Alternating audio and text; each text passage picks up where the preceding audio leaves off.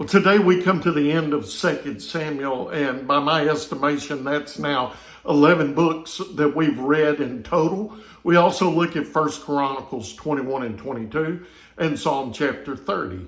Now, we see an account today from David's life that may seem very odd to us. So let me read to you from 1 Chronicles 21, verse 1 through 8. Satan rose up against Israel and incited David to count the people of Israel. So David said to Joab and the commanders of the troops, "Go and count Israel from Beersheba to Dan and bring a report to me so I can know their number."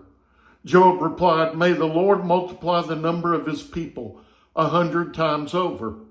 My lord the king, aren't they all my lord's servants? Why does my lord want to do this? Why should he bring guilt on Israel?" Yet the king's order prevailed over Joab. So Joab left and traveled throughout Israel and then returned to Jerusalem. Joab gave a total troop registration to David.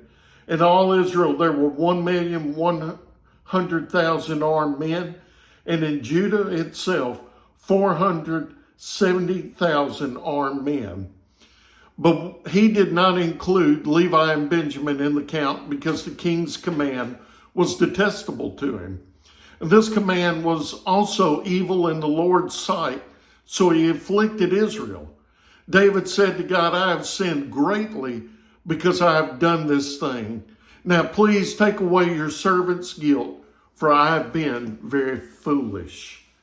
Now what we see here as a result of the census was not just finding out how many people were in the armed services there of David, but it resulted in punishment.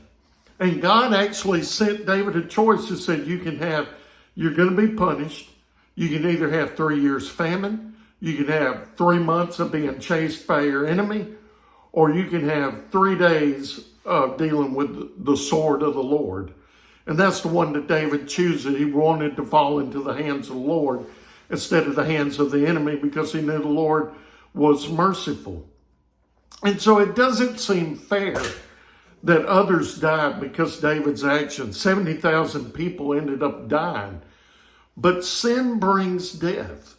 And we know from looking around at our world that the sins of others bring death of others. And it's unfair, but that's what happens. But what was wrong with the census? Why was it so sinful? See, to count something in that day meant that you owned it. And David was counting on his own accord. And it was almost as if David was saying, "This is my army. This is what I own." He was dependent on himself instead of dependent on the Lord. And how many times do we do that in our life? We look and we say, "I've got this much money. I've got this. I've got that. I've got this skill or that skill." And we're dependent on self instead of dependent on the Lord. And so let us be challenged not to depend on ourselves, but depend on him. Join me again next time as we continue reading God's Word.